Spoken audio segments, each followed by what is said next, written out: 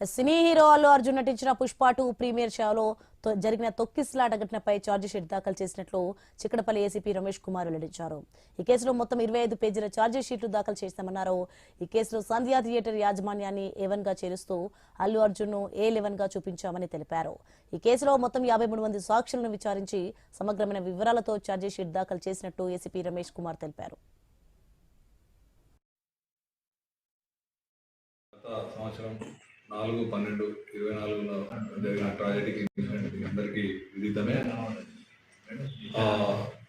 ఆ కేసులో మన చిక్కడపల్లి పోలీసులు తగిన విధంగా అన్ని ప్రత్యక్ష సాక్షులు, సైంటిఫిక్ ఎవిడెన్స్, టెక్నికల్ టూల్స్ను ఉపయోగించుకొని మా యొక్క సీనియర్ ఆఫీసర్స్ గైడెన్స్, మా లీగల్ ఎక్స్పర్ట్స్ యొక్క ఒపీనియన్స్ అన్ని తీసుకొని సిస్టమేటిక్గా ఈ నెల 24వ తారీఖు నాడు 100 కోట్ల ఛార్జ్షీట్ వేయడం జరిగింది. 23 మంది నేరస్తులను ఇందులో గుర్తించడం జరిగింది. 23 మంది నేరస్తులు ఐడెంటిఫై వాళ్ళ మీద సాక్షుల ప్రకారం నేర నిర్ధారణ చేసి కల్పబుల్ అయితే నాట్ అమౌంట్ మర్డర్ అనే చార్జెస్ సెక్షన్స్ కింద వాళ్ళ మీద ఛార్జ్షీట్ వేయడం జరిగింది.